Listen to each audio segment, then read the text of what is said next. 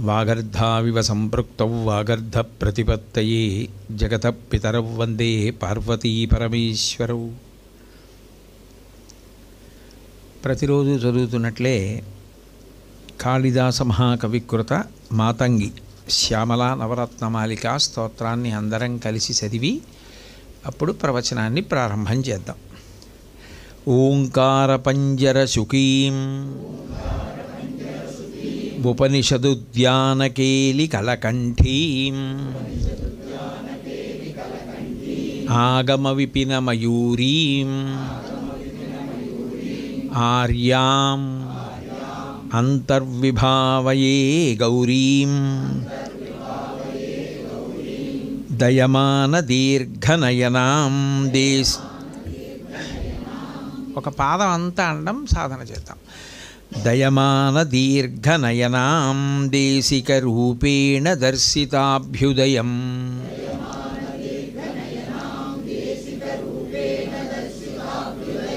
వామకుజనిహిత వీణాం వరదాం సంగీతమాతృకాం వందే.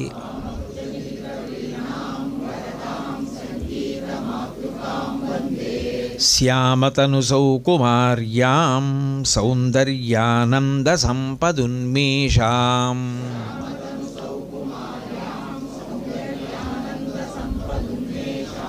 తరుణిమకరుణాపూరాం మదజల కల్లోలలోచనాం వందే.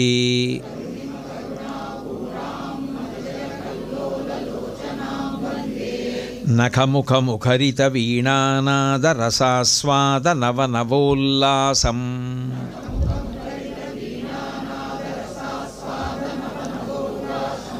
ముఖమంబ మోదయతు మాం ముక్తాతాటంకముగ్ధహసితంతే.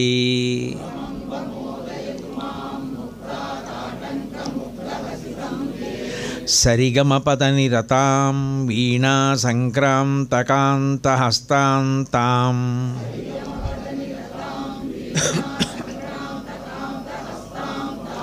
శాంతాం మృదులస్వాంతాం కుచభరతాం తాం నమామి శివకాంతాం.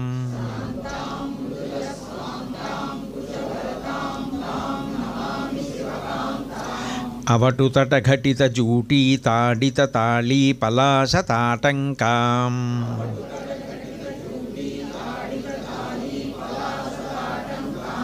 వీణావాదన వేలాకంపిత శిరసాం నమామి మాతంగీం.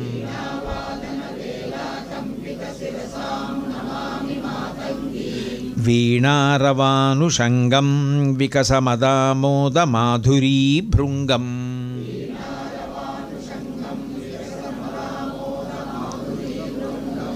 కరుణాపూరిత తరంగం కలయే మాతంగ కన్యకాపాంగం.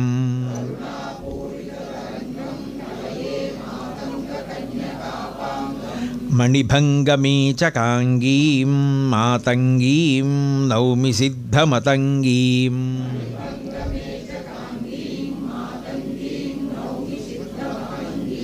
యవ్వనవనసారంగీం సంగీతాంభోరుహానుభవభృంగీం.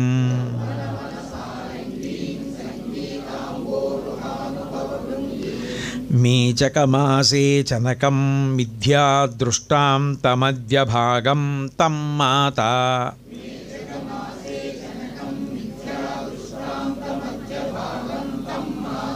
స్వస్వరూపం మంగళసంగీత సౌరభం వందే.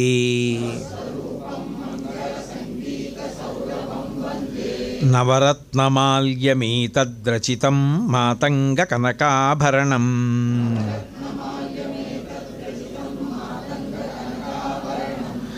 యః పఠతి భక్తియుక్తః స భవేత్ వాగీశ్వరः సాక్షాత్.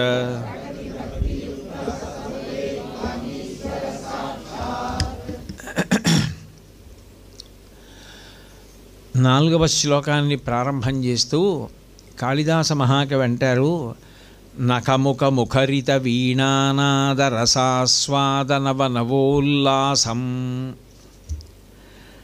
ముఖమంబ మోదయతు మాం ముక్తా తాటంక ముగ్ధ హసితంతే.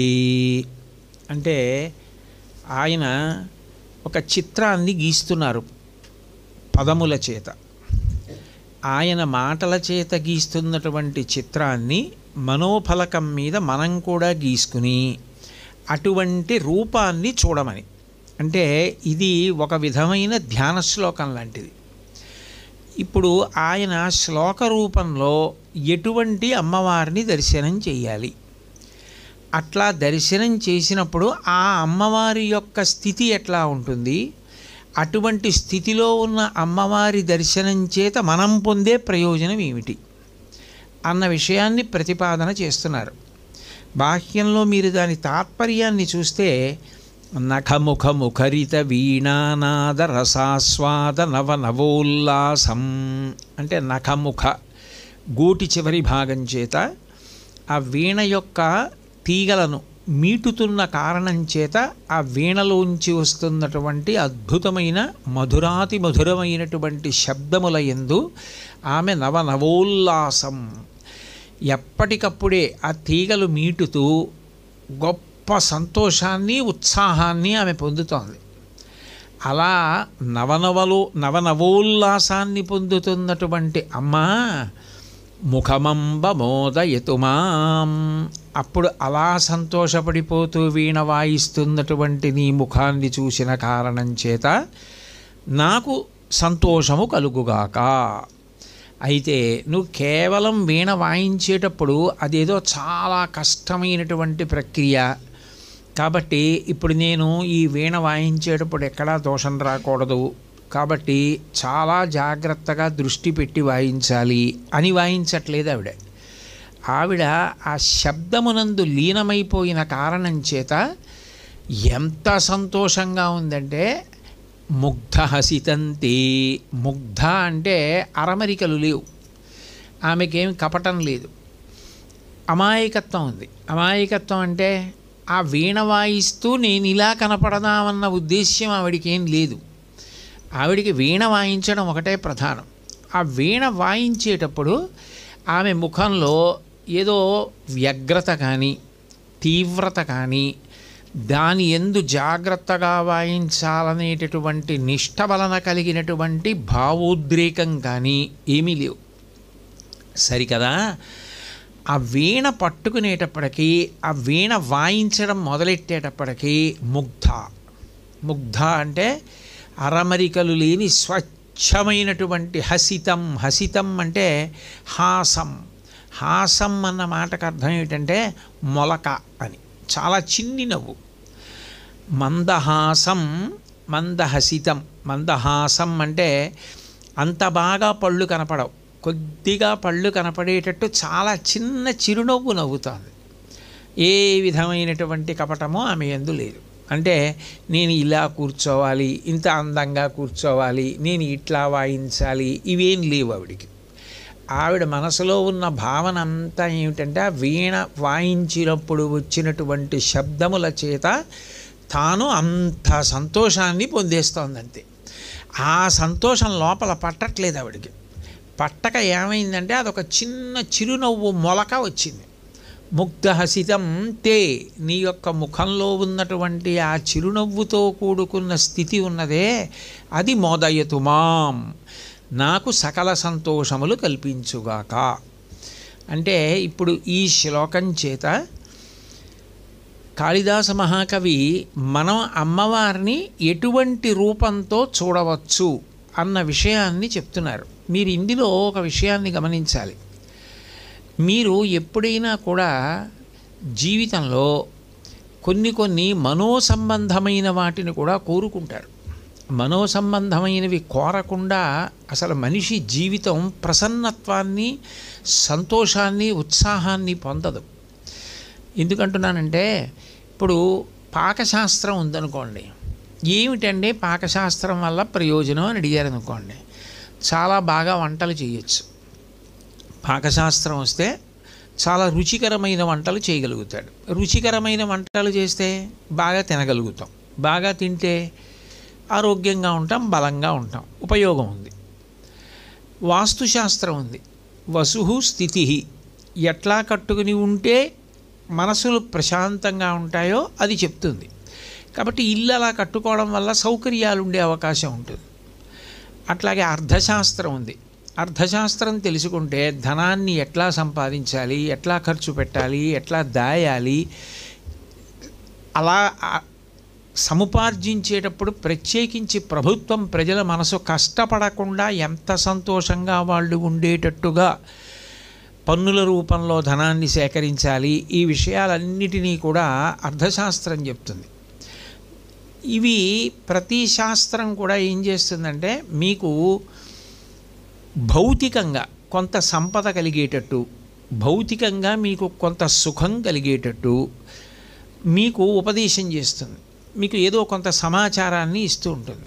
కాబట్టి మీరు ఆ శాస్త్రం చదువుకుంటే మరికొంత సంతోషకరమైనటువంటి జీవితాన్ని, పూర్వం పొందినటువంటి జీవితం కన్నా ఇప్పుడు ఎక్కువ సుఖంతో కూడుకున్న జీవితాన్ని పొందడానికి ఆస్కారం ఉంటుంది. మామూలుగా వంట చేసుకుని తినడానికి, పాకశాస్త్రం బాగా చదువుకుని వంట చేస్తే తినడానికి తేడా ఉంటుంది కదా, అదే పదార్థాలు కానీ రుచి మారిపోతుంది. అప్పుడు దాని వలన ఒక తృప్తి మీకు స్పష్టంగా కనపడింది. గాంధర్వ వేదం వల్ల ఏమిటి తృప్తి? గాంధర్వ వేదంలో ఏముంటుంది? సంగీతం ఉంటుంది, నృత్యం ఉంటుంది, వాద్యం ఉంటుంది. మీకు కడుపు నిండిందా? మీకేమైనా ఇంట్లో సౌకర్యం పెరిగిందా?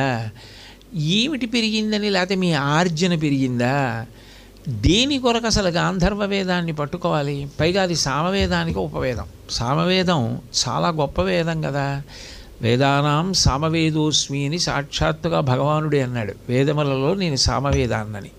అయినప్పుడు మరి అసలు గాంధర్వ వేదం యొక్క గొప్పతనం ఏమిటి అంటే, మీరు దానిని జాగ్రత్తగా పరిశీలనం చేస్తే మీకు ఒక విషయం అర్థమవుతుంది. మనిషి ఎప్పుడూ తినడం, ఎప్పుడూ సంపాదించడం, ఎప్పుడూ ఖర్చు పెట్టడం, ఇది చేసుకుంటూ వెళ్ళిపోతే యాంత్రికమైపోయి మనసు రాయిలే అయిపోతుంది కొన్నాళ్ళకి. ఆ మనసుకి ఉత్సాహం ఉండాలి, ఆ మనసుకి సంతోషం ఉండాలి. సంతోషం అనేది మనసుకి కలిగితే మనసు ఉత్సాహాన్ని పొందుతుంది. అది సంతోషపడింది అనుకోండి, దానికి మరింత ఉత్సాహం వస్తుంది. అది ఉత్సాహపడింది అనుకోండి, శరీరం చాలా మంచి మంచి కార్యాలు చేయడంలో ప్రవర్తిస్తుంది. అసలు నిజానికి మంచి కార్యాలు చెయ్యాలన్నా, మంచి కీర్తి సంపాదించుకోవాలన్నా మనసు పరిపుష్టమై ఉండాలి. మన ఏవ మనుష్యాణం కారణం బంధమోక్షయో. మనసే బంధానికైనా కారణం, మోక్షానికైనా కారణం అయినప్పుడు అటువంటి మనసు ఉత్సాహభరితంగా, సంతోషంగా, అది కూడా ఎటువంటి సంతోషం?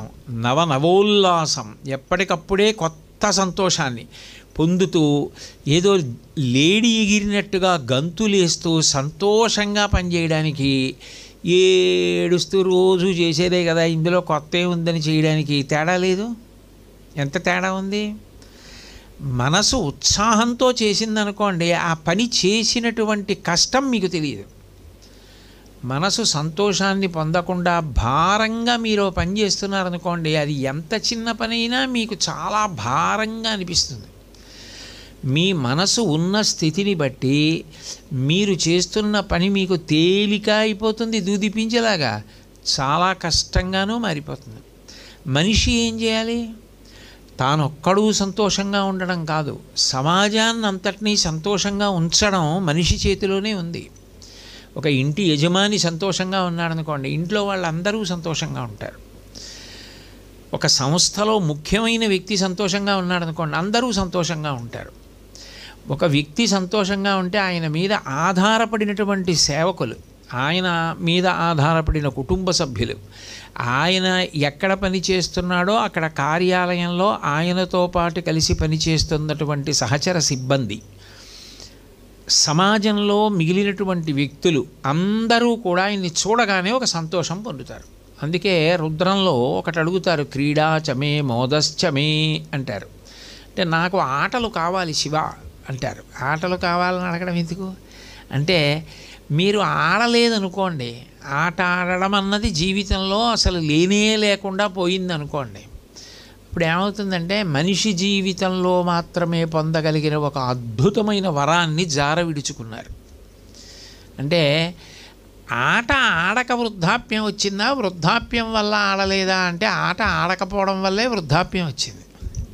సరే, నిజానికి ఆటలు ఆడితే సంతోషంగా ఉండగలిగితే, వ్యాయామం ఉంటే, ఆనందం ఉంటే దాని వలన వృద్ధాప్యమే రాదు. పెద్దవాడిని అయిపోయాను కదండి ఆడట్లేదు అనకూడదు, ఆడట్లేదు కాబట్టి పెద్దవాడిని అయిపోయానండి అనాలి. కాబట్టి తాను ఎప్పుడూ ఆడుకోగలగాలి, తాను ఇప్పుడు అలా ఉండాలి, ఉల్లాసంగా ఉండాలి. అంతేగాని ఏడుస్తూ బరువుగా రోజంతా ఉండకూడదు. సరే తప్పదు, ఎప్పుడో అప్పుడు కొంచెం గంభీరంగా ఉండవలసి రావచ్చు. ఇంకా ఎప్పుడూ అలా ఉంటానంటే ఎలా?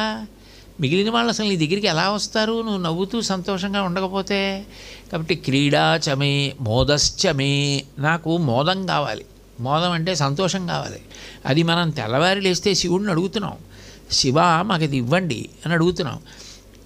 మీకు జీవితంలో సంతోషం లేదనుకోండి, మీకు జీవితంలో సంతోషం లేకపోతే యాంత్రికమైపోతుంది జీవితం, ఏదో బరువుగా కఠినంగా తప్పక ఈడుస్తున్నట్లుగా ఉంటుంది తప్ప తేలిపోతున్నట్లుగా ఉండదు.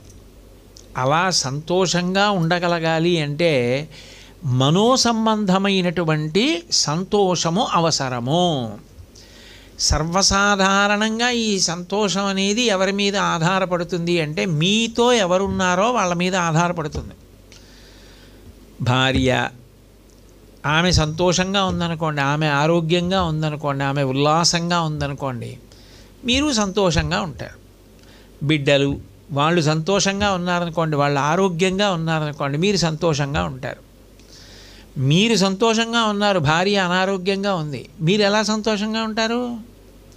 మీరు సంతోషంగా ఉన్నారు, పిల్లలు పొందవలసిన అభ్యున్నతిని పొందలేదు, మీరు ఎలా సంతోషంగా ఉంటారు? మీ సంతోషాన్ని వాళ్ళు ఎలా నిర్ణయిస్తారన్న ప్రశ్న ఉండదు అక్కడ, నిర్ణయించి తీరుతారు. అప్పుడు మీ సంతోషం పరిమితం చేయబడింది.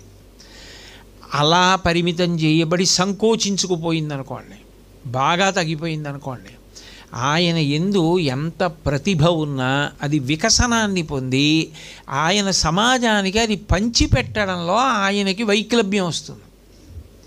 ఎందుకంటే ఆయనకి ఉల్లాసం ఏది? ఆయనకి ఉల్లాసం లేదు.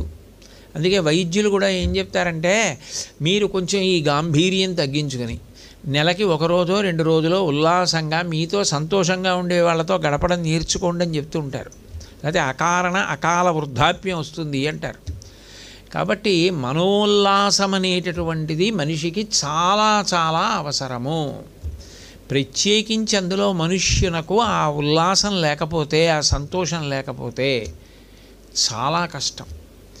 అప్పుడు నీకు చుట్టూ ఉన్నటువంటి వాళ్ళ వల్ల నీకు కావలసినంత ఉల్లాసము లభించలేదు అని నువ్వు అనుకుంటే, అప్పుడు దానిని ధార్మికంగా నువ్వు పొంది నువ్వు మళ్ళీ ఉల్లాసం పొందడానికి ఉండేటటువంటి గొప్ప మార్గము గాంధర్వ వేదం, సంగీతం. మీరు ఒక మంచి పాట వింటున్నారనుకోండి, మీ మనసులో ఉన్న బరువు తొలగిపోతుంది, మీకు ఏదో గొప్ప శాంతి కలుగుతుంది మనసులో, మీరు పొందినటువంటి బరువంతా తీసేసినట్లు ఉంటుంది. ఒక మంచి వాద్యం విన్నారనుకోండి, ఆ వాద్యం వినేటప్పటికీ మీకు మనసులో ఒక సంతోషం కలుగుతుంది. ఒక నృత్యం చూశారనుకోండి, మీరు ఆ మనసులో కలిగినటువంటి వేదన మరిచిపోతారు, మరిచిపోయి ఎంతో సంతోషం పొందుతారు. ఈశ్వరుడంతటి వాడికి రాజోపచారాలని మనం చేసే పూజకి ఆయన కొంచెం ఇబ్బంది పడిపోకుండా రాజోపచారాలు చేస్తాం. నృత్యం దర్శయామి, గీతం శ్రావయామి, వాద్యం ఘోషయామి, ఛత్రం ధారయామి, చామరం వీచయామి, ఇవన్నీ చేయట్లా.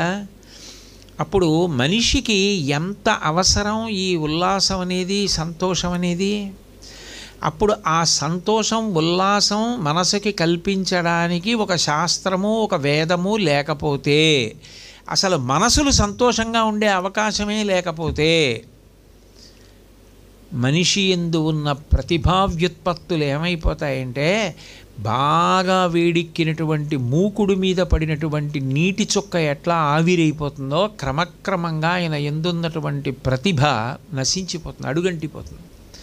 ఎందుకంటే దానికి ప్రోత్సాహం ఉండదు, ఆయన యందు ఉత్సాహం ఉండదు, ఆయనకి సంతోషం ఉండదు. లేనప్పుడు ఆయనకి ఏమవుతుంది? ఆయన చేసే పని ఆయనకి బరువుగా అనిపిస్తుంది. నేను ఇతరులను సంతోషపెట్టడమే కానీ నన్ను సంతోషపెట్టేవాళ్ళు నాకు లేరు అన్న భావన ఆయనకి కలిగిందనుకోండి, బరువు అవలా. ఆయనకు ఆ భావన కలిగిందో ఎవరు పాడైపోతున్నారంటే సమాజం పాడైపోతుంది. ఎందుకని? ఆయన దగ్గర చాలా ప్రతిభా వ్యుత్పత్తులు ఉన్నాయి. ఆయన ఉత్సాహంగా ఆయన సంతోషంగా ఉంటే అవి సమాజానికి అందుతాయి. ఆయనకే లేనప్పుడు, ఆయనకి జీవితం బరువుగా అనిపిస్తే అప్పుడు ఆయన అందించలేడు. ఆయన అందించలేకపోయాడు అనుకోండి, సమాజం కోల్పోతోంది కదా. అందవలసినది అందకపోతే ఆ స్థాయి వికసనం పోతోంది కదా మరి. అందుకనప్పుడు శాస్త్రం ఏం చెప్పిందంటే, ఈ గాంధర్వ వేదం అనేది చాలా చాలా గొప్పది. ఇది నీ మనసు యొక్క ఉల్లాసమునకు కారణమవుతోంది. అందుకే భగవంతుడి దగ్గర కూడా ఊంజల్ సేవ అనేటటువంటిది అంత గొప్ప సేవ అయింది. ఆ భగవంతుడిని ఉయ్యాల ఊపుతూ ఏం చేస్తాం? పాటలు పాడడమో పాటలు వినడమో ఏదో చేస్తాం.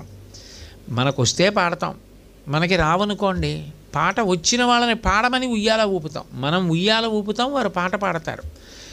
ఆ పాట వింటున్నప్పుడు మీరు ఒకటి గుర్తుపెట్టుకోవాలి, భగవంతుడు కూడా చాలా సంతోషాన్ని పొందుతాడు. ఇప్పుడు మీరు ఒకటి చూడండి, చాలా బాగా వండాను ఇవాళ అన్నాను అనుకోండి, నేను పదార్థం అసలు ముందు నాకు నచ్చాలి. అది నాకే ఉప్పు ఎక్కువైపోయిందన్న పదార్థాన్ని చాలా బాగుందని మీకు ఎలా పెడతాను? నేను నోటితో అన్నా, వడ్డించినప్పుడు ఆయన కొద్దిగా తిని, ఏమిటి నీ ముఖం బాగుంది, తిని చూడో ముద్ద అన్నాడు అనుకోండి, బయటపడిపోలా. అందుకని నోటితో బాగుంది బాగుందని ఎలా సరిపెడతారు మీరు? మీకు అనుభవంలో ఆనందం ఇవ్వాలది. ఆయనకి వడ్డించి మీరు వడ్డించుకుంటే మీరు అలా సంతోషంగా తినాలి, అప్పుడు ఆయన సంతోషంగా తింటాడు. అంతేగాని మీకు తినడానికి భారంగా ఉన్నది ఆయనకి సంతోషంగా ఉంటుందా తినడానికి? అలా ఎలా ఉంటుంది? మీకు సంతోషాన్ని ఇస్తుందన్నది నిజమైతే ఈశ్వరుడికి సంతోషాన్ని ఇవ్వాలది. అందుకని మొదటి సంతోషం ఎవరిదంటే గాంధర్వ వేదానికి భగవంతుడిది. భగవంతుడు చాలా సంతోషంగా ప్రసన్నంగా ఉన్నాడు అనుకోండి, ఆయన సంతోషంగా ఉండగా మనం చూడడమే మన సంతోషానికి కారణమైపోతుంది. ఎందుకని? ఈశ్వరుడి సంతోషం ఎట్లా వ్యక్తం అవుతుంది? కన్నుల ద్వారా వ్యక్తం అవుతుంది. అంత సంతోషంగా ఉండగా మనల్ని చూశాడనుకోండి, అంతే మన ఈప్సితములు నెరవేరుతాయి. అందుకని పాట పాడడం అనేటటువంటిది, పాట వినడం అన్నది, పాట ఉత్సవమునందు అన్వయము చేయడం అన్నది, భగవంతుని సేవగా మలుచుకోవడం అన్నది అంత ప్రధానమైనటువంటి విషయంగా మారిపోయింది. మీరు చూడండి, అందుకే భగవంతుని యొక్క ఉపాసన యందు 2 లక్షణములు ఉంటాయి. ఒకటి, మీ ఎదురుగుండా ఒక మూర్తిని పెట్టి ఆ మూర్తిని మీరు ఉపాసన చేయండి అన్నాను అనుకోండి, మీకు అది మొట్టమొదట ప్రాథమికంగా మనసుకి ఒక అభ్యాసాన్ని ఇస్తుంది. ఏదో ఒక నామం చెప్పి పాదవు పూజయామి అన్నాను అనుకోండి, మీ ఎదురుగుండా మూర్తి ఉందిగా, పాదముల మీద పువ్వు వేస్తారు. ఏదో గుల్భౌ పూజయామి అన్నాను అనుకోండి, చీలమండ మీద వేస్తారు. ఏదో నాభిం పూజయామి అన్నాను, బొడ్డు మీద వేస్తారు. కంఠం పూజ, కంఠం మీద వేస్తారు. నేను ఏం చెప్తే అది మీలాగే అక్కడ మూర్తి ఉంది, మీకే అంగప్రత్యంగాలు ఉన్నాయో మూర్తికి అవే అంగప్రత్యంగాలు ఉన్నాయి. కాబట్టి మీరు ఆ అంగప్రత్యంగముల వంక చూస్తూ పువ్వు వేస్తారు. ఎందుకది చేయడం అంటే మళ్ళీ త్రయోదశికి చూద్దాంలే అనడానికా? కాదు. నువ్వు అట్లా అభ్యాసం చేస్తే, నువ్వు కళ్ళు మూసుకుంటే నువ్వు మళ్ళీ అంగపూజ చేసేయగలగాలి. దాని పేరు అధాంగ పూజ కాదు. అధ అంటే తర్వాత అని, అధ తృతీయోధ్యాయ అంటారంటే తర్వాత 3వ అధ్యాయం అని. 2వ అధ్యాయం అయిపోయింది అనుకోండి, అధ తృతీయోధ్యాయ అంటే తర్వాత 3వ అధ్యాయం. అధాంగ పూజ అనకూడదు, అంగపూజ అనాలి. అంటే ఏమిటంటే అధాంగ పూజ అంటే దీని తర్వాత అంగపూజ అని అర్థం. అంతేగాని దాన్ని పిలవడమే అధాంగ పూజ అని పిలవకూడదు, అంగపూజ అంటారు. అంటే అంగప్రత్యంగములను చూస్తారు, చూస్తూ పూజ చేస్తారు. అప్పుడు ఏమవుతుంది? స్థూలమైనటువంటి భగవంతుని యొక్క శరీరాన్ని మనసు ముద్రగా తీసుకుంటుంది. తీసుకుంటే ఏమవుతుందంటే మానసికమైన ఉపాసన ప్రారంభమవుతుంది. మీరు ఎక్కడో ప్రయాణంలో ఉన్నారు, ఆ వేళ అయింది, మీకు పూజ మీదకి మనసు పోయింది, మీరు కళ్ళు మూసుకొని భగవంతుని యొక్క అంగప్రత్యంగములను చూసేస్తారు. పాదముల నుండి శిరస్సు వరకు చూసి పూజ చేస్తారు. అట్లా చూడాలంటే ముందు ఈ కంటితో చూసినది ఏదో దాన్ని మనసు పుచ్చుకుంటుంది. అసలు ఈ కంటితోనే చూడలేదనుకోండి, ఈ కంటితో చూడని దాన్ని మనసు ఎలా పుచ్చుకుంటుంది? చీమని ఎప్పుడూ మీరు చూడలేదు. చీమ మీ దగ్గరికి వచ్చినా మీకు అది చీమని తెలియదు, ఎందుకంటే మీరు చూడలేదు కాబట్టి. దాని బొమ్మన్నా చూడాలి కదా. దాని బొమ్మ కూడా చూడకపోతే అది చీమని ఎలా తెలుస్తుంది? అసలు భగవంతుని రూపాన్ని ఒక్కసారి కూడా చూడకపోతే అసలు మీ మనసు ఎలా పట్టుకుంటుంది? దానితో మీ మనసు ఎలా సమన్వయం అవుతుంది? అవదు.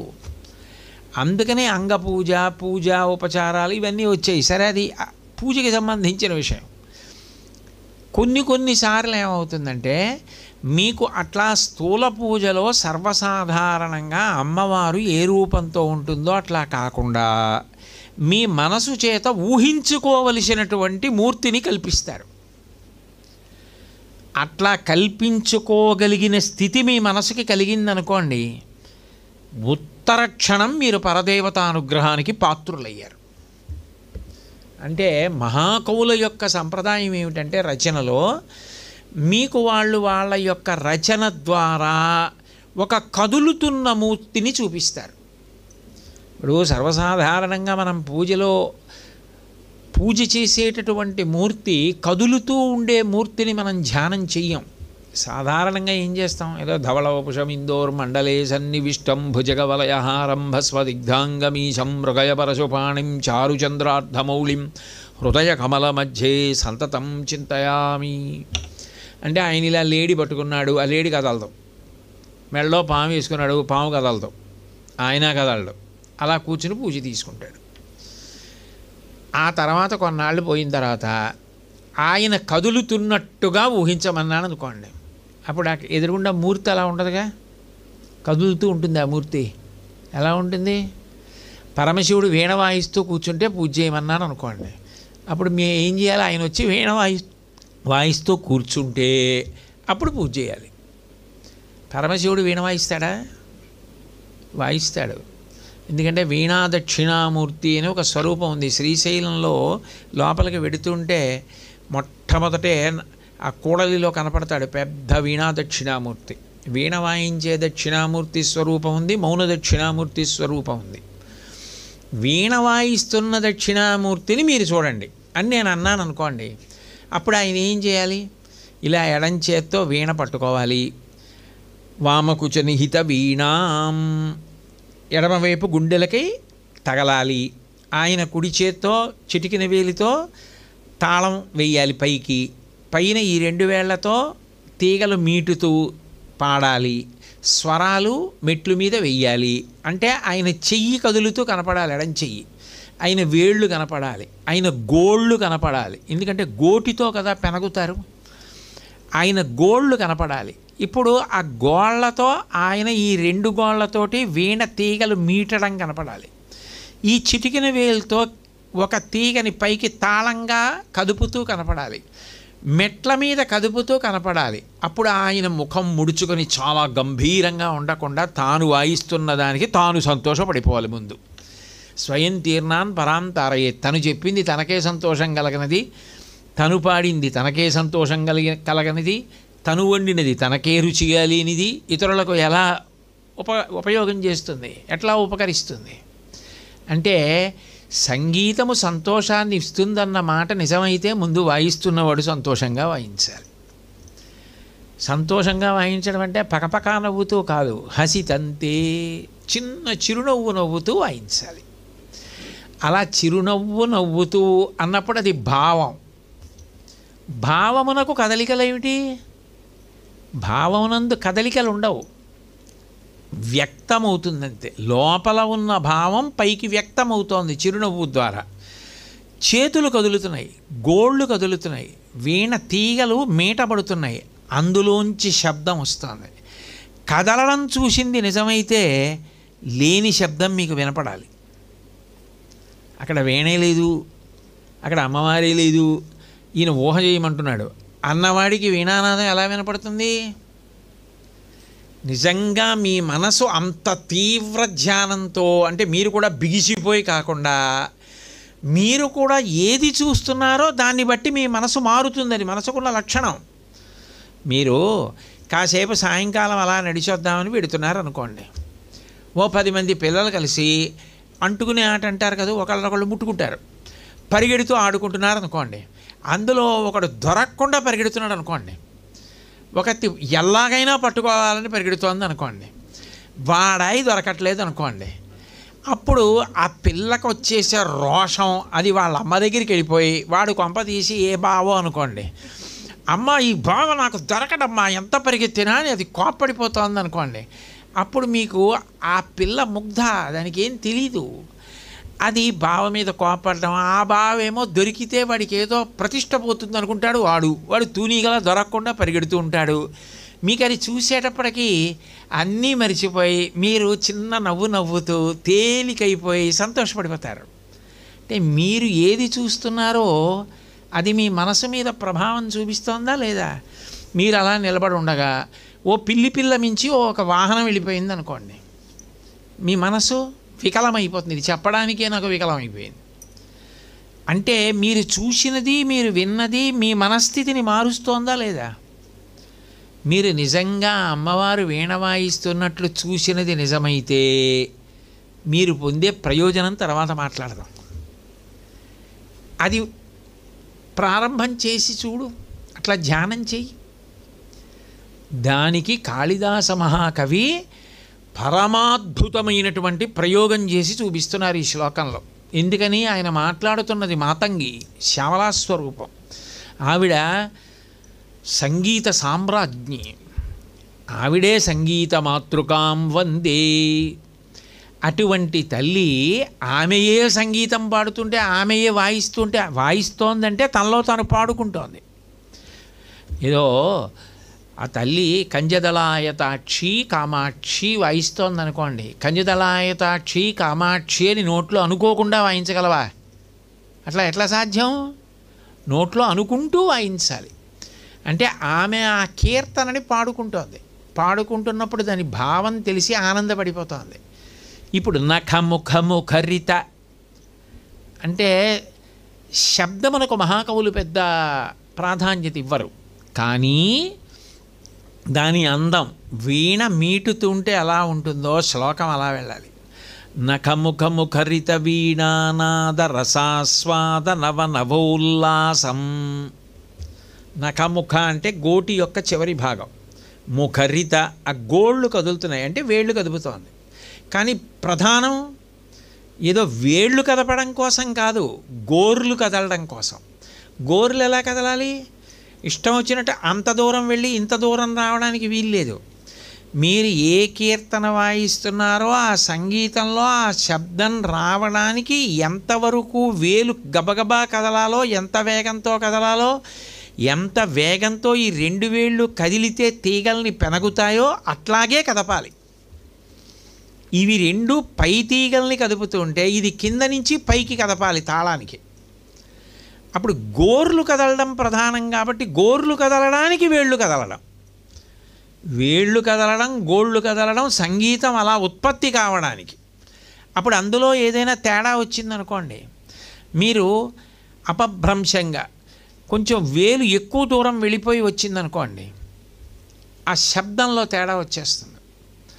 మీరు దాని మీదే దృష్టి పెట్టి వాయిస్తుంటే తమంత తాము యాంత్రికంగా వేళ్ళు అంత అందంగా కదులుతున్నాయి అనుకోండి, అవి ఆ తీగని పెనగుతుంటే మొదటి దర్శనం దేని మీద ఇప్పుడు?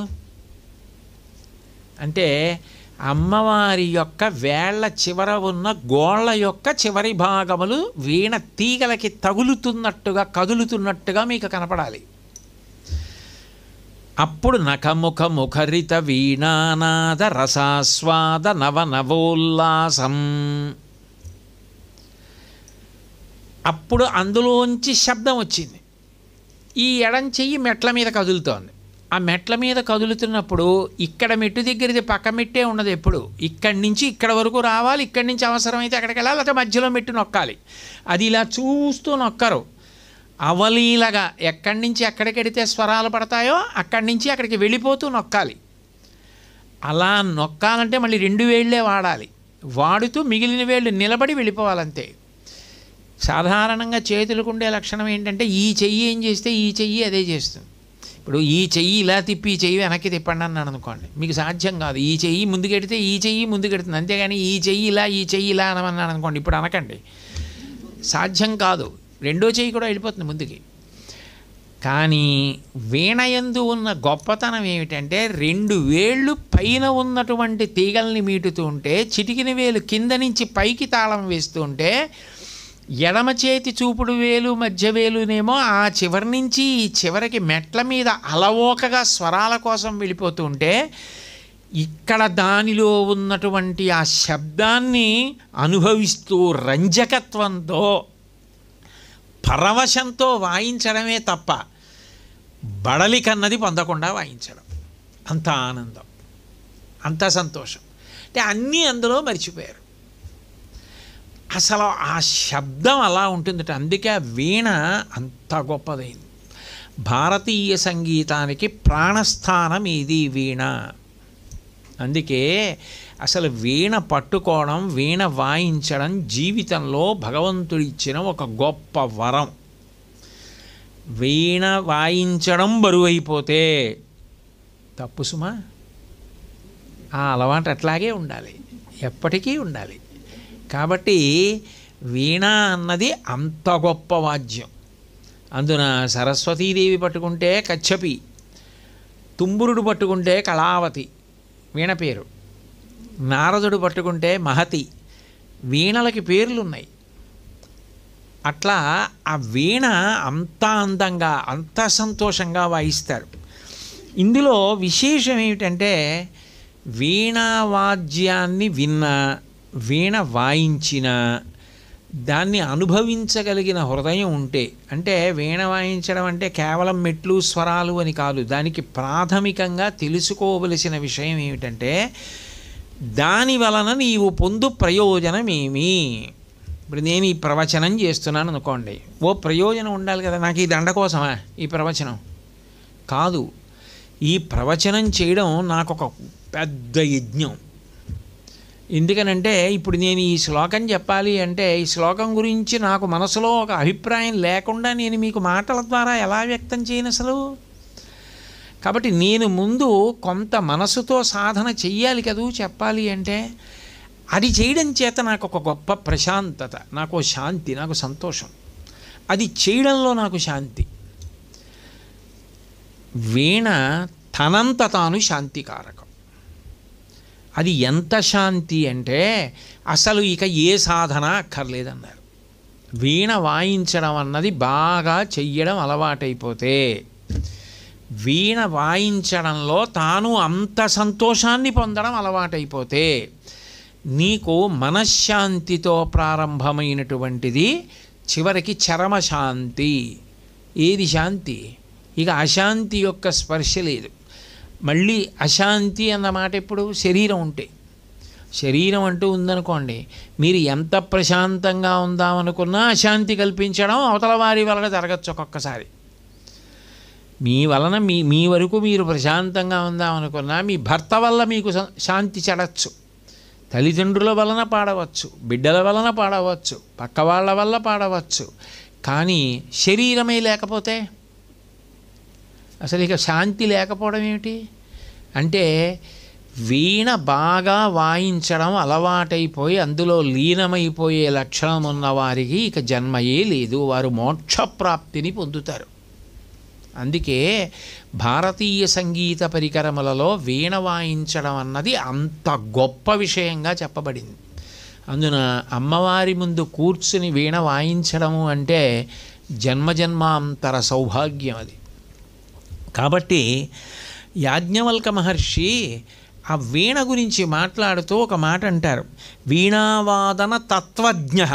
తత్వజ్ఞ అంటే అర్థం ఏంటంటే అసలు ఈ వీణ ఎందుకు ఇలా ఉంది, దీనికి ఎందుకు 24 మెట్లు ఉంటాయి, ఈ మెట్ల లోపల లోతుగా ఎందుకు ఉంటుంది, దీన్ని 2 వేళ్లతో ఎందుకు వాయిస్తారు, వీటిని మెట్లు అన్న మాట ఎందుకు వచ్చింది, స్వరములను ఇలా ఎందుకు పలికిస్తారు, ఎన్ని శృతులు ఇందులో పలుకుతూ ఉంటాయి, దీనికి ఎటువైపు నుంచి శబ్దం ఎట్లా ఉత్పన్నమై కలుస్తుంది ఇందులోంచి, ఇది ఎటువంటి ప్రయోజనాన్ని కల్పిస్తుంది, దీనికి మిగిలిన వాటికన్నా ఔన్నత్యం ఏమిటి, ఇది బాగా తెలిసి వీణావాదన తత్వజ్ఞ శృతిజాతి విశారద వాయిస్తున్న కీర్తనని సాహిత్యాన్ని అనుభవించి అంత ఆనందంగా వాయించగలిగి తాళజ్ఞశ్చాప్రయత్నేన తాళమునకు సంబంధించినటువంటి జ్ఞానము పరిపూర్ణముగా ఉండి, తాళము అంత ప్రధానం, ఎన్ని తాళాలు సంగీతంలో, కాబట్టి ఆ తాళమును గూర్చినటువంటి ప్రజ్ఞ ఉండి ఎవరు వీణ వాయిస్తున్నారో మోక్ష మార్గం సగచ్చతి, వారు మోక్ష మార్గము వైపుకి వెడతారంటే మోక్షమును పొందుతారు. అంటే భారతీయ సంగీతంలో వీణ వాయించడం అనేది కేవలంగా లౌకిక ప్రయోజనము దగ్గర ఆగిపోదు. లౌకిక ప్రయోజనం దగ్గర ఆగిపోకుండా అది మోక్షమునకే కారణమైనది. అంటే ఇంట్లో వీణ ఉండడం, వీణ ఎదురుగుండా కనపడుతూ ఉండడం, అటు ఇటు తిరుగుతున్నప్పుడు వీణ వంక చూడడం, వీణ వాయించేవాళ్ళు ఆ రోజు వాయించినా వాయించకపోయినా తప్పకుండా వీణ మీద ఒక్క పువ్వో గంధమో పుష్పమో పసుపో కుంకమో వెయ్యడం ఎంత గొప్ప విషయమో మనకి తెలుస్తుంది. అది కేవలం ఏదో సంగీత పరికరం కాదు, దాన్ని అట్లా శ్రద్ధతో వాయించగలిగితే, ఆ శబ్దమునందు లీనము కాగలిగితే అది మోక్షమునకే కారణమైనది. ఇది ఎవరో సామాన్యులు చెప్పిన విషయం కాదు, సాక్షాత్ యాజ్ఞవల్క మహర్షి నిర్ధారణ చేసినటువంటి విశేషం. అంత గొప్పది వీణ అన్నది. పైగా ఇంట్లో ఒకరు వీణ వాయిస్తున్నారనుకోండి, పిల్లలకి తొందరగా అలవాటు పడుతుంది. నాయనమ్మ వీణ వాయిస్తోంది అనుకోండి, మనవరాలు తప్పకుండా వీణ వాయించాలనుకుంటుంది, లేకపోతే మనవడు వీణ వాయించాలనుకుంటాడు. కాబట్టి వీణ అన్నది అంత గొప్ప విషయం. ఆ వీణలో కూడా మళ్ళీ ఆ నాదోపాసన చెయ్యగలిగినటువంటి విశేషం. నాదము అన్న మాటకు అర్థం ఏమిటంటే, వీణ మీటుతున్నప్పుడు శబ్దం ఉత్పన్నమవుతుంది కదా, ఆ శబ్దము ఎక్కడ నుంచి ఉత్పన్నమవుతోందో దాని మూలస్థానమును పరిశీలిస్తారు. అంటే తీగలోంచి వచ్చింది అని కాదు, అక్కడ గోటితో మీటినప్పుడు వస్తున్నటువంటి ఆ పరమమంగళప్రదమైనటువంటి శబ్దం అంత మంగళప్రదం. అందుకే అది ఏం చేస్తుందంటే వాయించే వాళ్ళకే కాదు, దాన్ని అనుభవించి ఆనందించి సంతోషించి అలా వినగలిగిన వాళ్ళు ఉంటే, అంటే వీణ ఉండడం అంత గొప్ప, వీణ పట్టుకోవడం అంత గొప్ప, వీణ వాయించడం అంత గొప్ప, వీణ వాయించమని అడగడానికి అంత ఐశ్వర్యవంతమైన మనసు ఉండాలి. వీణ వాయించమని అడిగి వీణ వాయిస్తుంటే పరవశించిపోయే భర్త లభిస్తే ఇంకా గొప్ప అదృష్టం. ఎందుకంటే వినడం కూడా అంత గొప్పది. వీణ తనకి రాకపోవచ్చు, కానీ వీణ వాయిస్తుంటే విని సంతోషపడిపోతున్నాడంటే ఆ శబ్దమునందు ఆయన ఆ మాధుర్యాన్ని అనుభవిస్తున్నాడు. అది ఏం చేస్తుందో తెలుసా? శాంతికారకం. అది శాస్త్రం తనంత తానుగా అది శాంతినిస్తుంది. అందుకే అమ్మవారంతటిది శ్యామలా స్వరూపంలో ఉంటే వీణతో అంత అనుబంధాన్ని పెట్టుకుని ఉంటుంది. త్యాగరాజస్వామి ఓ అద్భుతమైన మాట అన్నారు కీర్తనలో, నీకు ఎన్నైనా ఉండొచ్చాయా, శాంతి లేని దానికి ఇవన్నీ ప్రయోజనం ఏమి అని అడిగారు. శాంతము లేక సౌఖ్యము లేదు సరసదళ నయన. నువ్వు ఏమైనా పొందు, దాంతునికైనా వేదాంతునికైనా. నువ్వు ఇంద్రియాల్ని గెలిచిన వాడివి కావచ్చు, మనసుని గెలిచిన వాడివి కావచ్చు, దారా సుతులు ధనధాన్యములుండిన, భార్య ఉంది, పిల్లలున్నారు, ధనధాన్యాలున్నాయి, సారెకు జపతప సంపద కలిగిన, అబ్బో ఎంత జపం చేస్తాడో, ఎంత పూజ చేస్తాడో, ఎంత సంతోషపడతాడో, సారెకు జపతప సంపద కలిగిన, ఆగమశాస్త్రములన్నీ చదివిన, ఏ రూపాన్ని ఎట్లా అర్చన చెయ్యాలో, ఏ రూపానికి దేవాలయం ఎట్లా నిర్మాణం చేస్తారో ఆగమశాస్త్రాలన్నీ కూడా, అర్చనా విధానాలన్నీ కూడా ఆయనకి కరతలామలకములైన, అంత బాగా చెప్పగలిగిన, బాగుగా సకల హృద్భావము తెలిసిన. ఇలా చూడగానే ఎవరి మనసు ఎలా ఉంటుందో, ఏం ఆలోచిస్తూ ఉంటారో, ఏం చేస్తారో, ఎట్లా ప్రవర్తిస్తారో చెప్పగలిగినటువంటి స్థితిని పొందిన, అది కూడా భగవద్ అనుగ్రహమే. అలా చెప్పగలిగిన, యాగాది కర్మములన్నీ చేసిన, ఎన్నో యజ్ఞాలు చేశాడు, ఎన్నో యాగాలు చేశాడు, హోమాలు చేశాడు, భాగవతులనుచు బాగుగా పేరయ్యిన, ఆయన చాలా మంచి భక్తుడండి అని పేరు పొందిన, శాంతము లేక సౌఖ్యము లేదు. ఇవన్నీ ఉండొచ్చాయా? శాంతము ప్రధానం. శాంతం అంటే శాంతి. ఆ శాంతము లేక సౌఖ్యము లేదు. అసలు మనసుకి సుఖం లేదు. మనసుకి సుఖం ఆ శాంతి నుండి వస్తోంది. ఆ శాంతి దేని నుండి వస్తోంది అంటే వీణావాద్యము నుండి తనంత తానుగా ప్రవహిస్తుంది. అది వీణావాద్యానికి ఉన్న లక్షణం. అందుకే దాని విలువ తెలియడం తత్వజ్ఞ. దాని విలువ తెలిసి ఇది నేను పట్టుకుంటున్నానని తెలిసి పట్టుకోవడం జీవితంలో అదృష్టం. పట్టుకుని వాయిస్తుంటే అబ్బా ఇంకా ఎంతసేపు వాయిస్తావు అనే భర్త అనుకోండి, అది ఆయనకి ఇంపు కాకపోవడం దురదృష్టం. ఈ గంట సేపు ఆ వీణ పట్టు కూర్చుంటావు రోజు అనకుండా, ఈమె నాకు జీవిత భాగస్వామిగా దొరకడం నా అదృష్టం, ఈమె వీణ వాయిస్తుంది. అందుకని ఈ శబ్ద ప్రకంపనలు, ఈ తరంగాలు మా ఇంటిని అంతటిని చుట్టుముట్టి ఉంటాయి.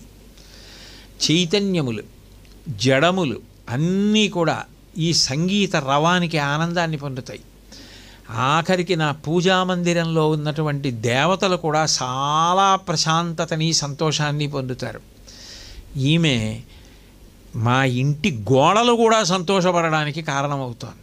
కాబట్టి ఏం పనేం లేదు, ఇప్పుడు నాకేమీ అవసరం లేదు, ఇంకొక అరగంట వాయించుకున్నా వాయించుకో అని తను కూడా కూర్చుని సంతోషంగా బాగుందోయ్ ఇంకోసారి వాయించు అని తనకు అర్థం అవ్వకపోవచ్చు, ప్రోత్సహించాలి కదా. అది అంత గొప్పదని తెలిసినప్పుడు భర్తే ప్రోత్సహించకపోతే ఆమెకేం సంతోషం ఉంటుంది, ఆమె ప్రోత్సహించకపోతే ఆయనకేం సంతోషం ఉంటుంది. ఆమె ప్రోత్సహించిన నాడే ఆయన చేయగలడు. ఆయన ఏం చేసినా అది ఏ రంగమైనా కావచ్చు, ఆమె ప్రోత్సాహం లేకుండా ఆయన చేయలేడు, ఆయన ప్రోత్సాహం లేకుండా ఆమె చేయలేదు. అక్కడ మళ్ళీ అశాంతి. అప్పుడు ఏం చేయాలి? అది పోవడానికి వీణ వాయించుకోవాలి. కాబట్టి అట్లా ఉండగలిగితే అదొక అద్భుతమైనటువంటి ఇల్లు, అదొక అద్భుతమైన దాంపత్యం. కాబట్టి ఆ పార్వతీ పరమేశ్వరులు ఇద్దరికీ వీణ అంత ఇష్టం. ఆయన వీణ వాయిస్తాడు, ఈవిడ వీణ వాయిస్తుంది. ఈవిడ వీణ ఆయన వింటాడు, ఆయన వీణ ఆవిడ వింటుంది. అది ఎలా వాయించారు అని ఆవిడ అడుగుతుంది, నువ్వు ఇది ఎలా వాయించావు అని ఆయన అడుగుతాడు తెలియనట్లు. ఇద్దరు రెండా? నిజానికి ఒకటే. కాబట్టి ఎప్పుడూ నవ్వుతూ ఉంటారు. ఎందుకు ఉండగలరంటే ప్రశాంతంగా ఉన్నారు కాబట్టి. ఆ శాంతి కన్నా నీకేం కావాలా మనుష్య జన్మలోకి వచ్చి? ఇంకా అంతకన్నా సంతోషం ఏం కావాలి? కాబట్టి అమ్మవారు ఏం చేసిందంటే, పోనీ నీకు అవన్నీ రాకపోతే నేను వీణ వాయిస్తున్నట్లు చూడు, నేను వీణ వాయించడం చూడు. కనీసం ఒకరు వీణ వాయిస్తున్నారనుకోండి, వాళ్ళు వీణ వాయించారండి అండం కాకుండా అసలు వీణ ఎలా ఉంది, ఎలా పట్టుకున్నారు, కుడి చేతి వేళ్ళు ఎలా కదులుతున్నాయి, ఎడం చేతి వేళ్ళు ఎలా కదులుతున్నాయి, ఆ మెట్ల మీద ఆ చివరి నుంచి ఈ చివరికి, ఈ చివరి నుంచి ఆ చివరికి అంత వేగంగా జరగడం కోసమని వాళ్ళు వేళ్ళు ఇందులో ముంచుతున్నారు, ముంచి ఎలా కదుపుతున్నారు. వీణ వాయించగా ఎడమ చేతి 2 వేళ్ళు కొంచెం తొక్క రేగితే అబ్బా ఇంత నలుగుడు పడి ఇంత ఆనందాన్ని ఇస్తున్నావా అని ఆ వేళ్ళు ముట్టుకోవడంలో ఎంత ఆనందం ఉంటుంది. ఆ స్పర్శ ఆమెకెంత ఆనందం, ఆమె స్పర్శ ఆయనకెంత ఆనందం. అప్పుడు అది విలువ తెలిసి చేసింది కాదు, అది కేవల స్పర్శ. ఎలా అవుతుంది? అది నువ్వు చూడడం నేర్చుకో కనీసం. అది అమ్మవారే వాయిస్తుంటే అప్పుడు అది ఎంత సంతోషంగా, ఎంత ఆనందంగా ఉండడానికి కారణమవుతుంది. కాబట్టి అమ్మవారు వీణ వాయిస్తోంది అన్న దృశ్యాన్ని, ఆ కదులుతున్న దృశ్యాన్ని నువ్వు చూడు. నఖముఖ ముఖరిత వీణానాద రసాస్వాద నవనవోల్లాసం. అయితే ఇక్కడ కాళిదాస మహాకవి ఏం చేశారంటే చాలా జాగ్రత్తగా చూడండి. తీయగా ఉంటుందిరా అని పిల్లాడికి నచ్చ చెప్పి అమ్మ ముందో తేనె చుక్క నోట్లో వేసి తర్వాత చేదుబంది వేస్తుంది. అట్లా చక్కగా చేయి పట్టుకుని ఒక్కొక్క మెట్టు ఎక్కించేస్తున్నారు ఒక్క పాదంలో. ముందు ఏం చెప్పారు? నఖముఖముఖరిత అంటే గోళ్ళు కదులుతున్నాయి. కదులుతుంటే శబ్దం వస్తుంది.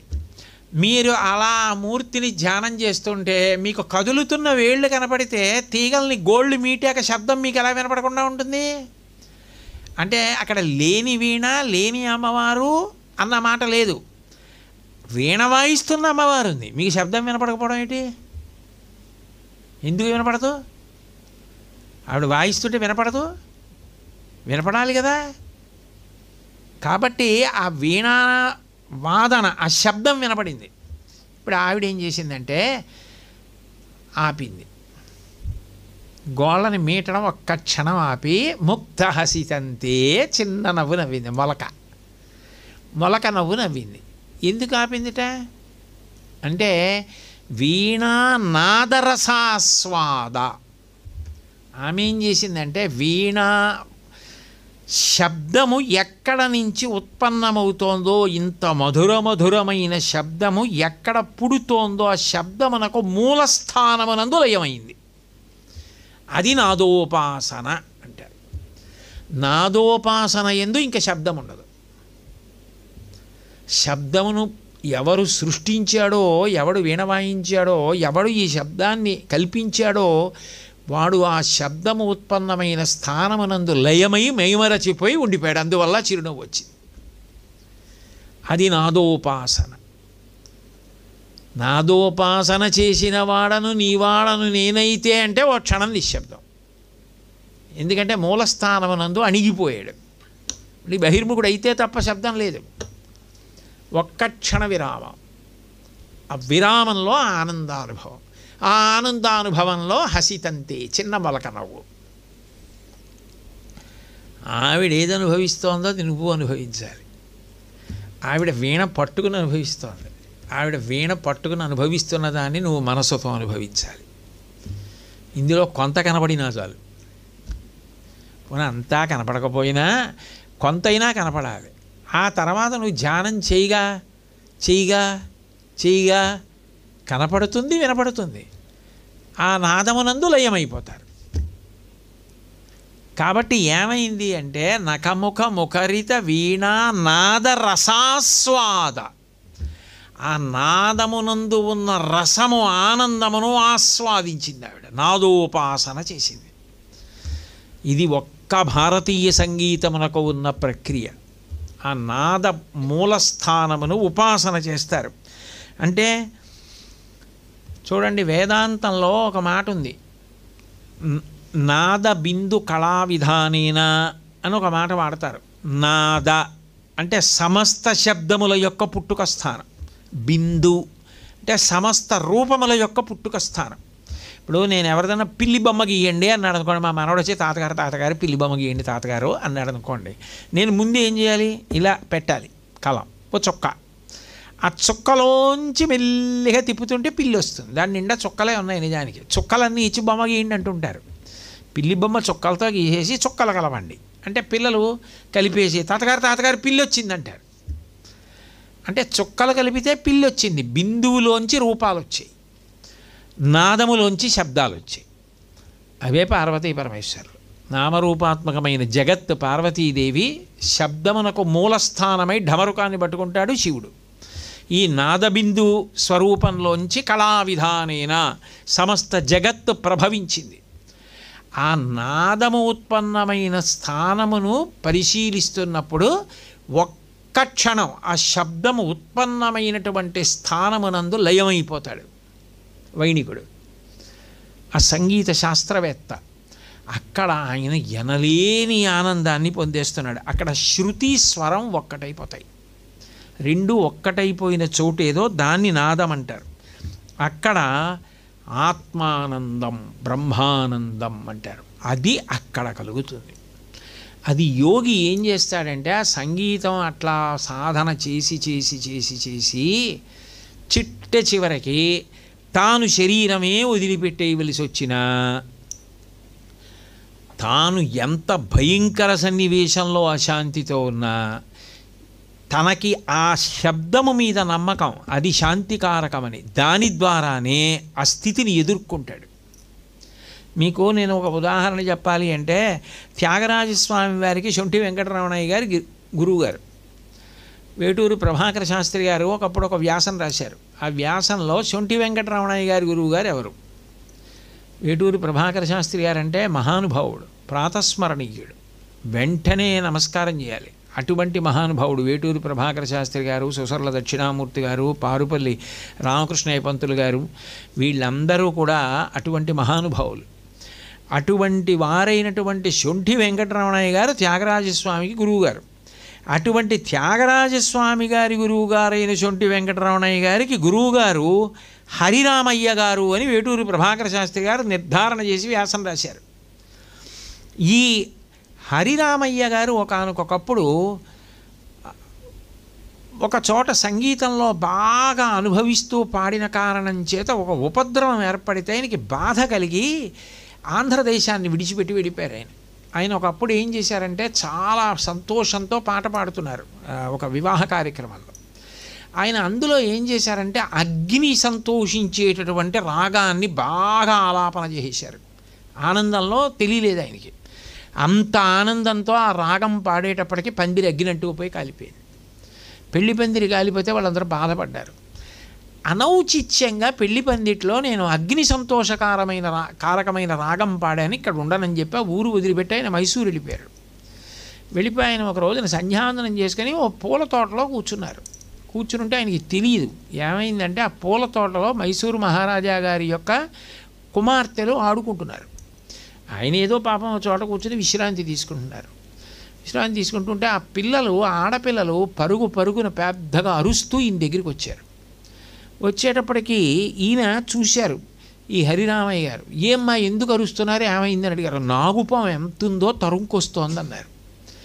ఆ పిల్లలిద్దరూ ఈ పెద్ద ఆయన్ని చూసి ఇంకా పరిగెత్తలేక ఆయాసం వచ్చి ఈయన దగ్గర నుంచి ఉండిపోయారు. ఆ నాగుపాము జర జర జర జర జర జర వచ్చి ఈయన్ని చూసింది, ఆ పిల్లల్ని చూసింది. చూసి తెత్తు లేచి పడగ విప్పింది.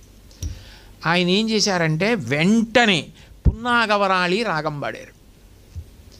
పున్నాగవరాళి రాగం పాడేటప్పటికీ ఆ నాగుపాం అలాగే పడగ విప్పి పరమ ప్రశాంతంగా సంతోషపడిపోతూ ఆట ఆడుతోంది. అంటే పశుర్వేత్తి శిశుర్వేత్తి వేత్తిగాన రసంఫణి. అసలు పాముకి కోపం ఎక్కువ. ఆ పైన ఆ పాముకి చాలా కోపంతో ఉంది, పగతో ఉంది, పిల్లల్ని తరువుకొచ్చింది. అంత పిల్లల్ని తరువుకొచ్చినటువంటి పాము, పడగ విప్పినటువంటి పాము ఈయన పున్నాగవరాళి రాగం పాడేసరికి ఒక్కసారి అట్లాగే ఉండిపోయి పరమ సంతోషాన్ని పొంది పరమ ప్రశాంతంగా ఆట ఆడుతోంది. ఎంతసేపు పున్నాగవరాళి పాడతారు? ఆ పాము సంతోషంగా అక్కడ ఉంది, కానీ రాగం ఆపితే దానికి మళ్ళీ చటుక్కున కోపం వచ్చి పిల్లల జోలికి రావచ్చు. పిల్లలు బిక్కుబిక్కుమంటూ వెనకాలన్నారు. ఆయన వెంటనే ఏం చేశారంటే గరుడధ్వని రాగం పాడారు పున్నాగవరాళి ఆపి.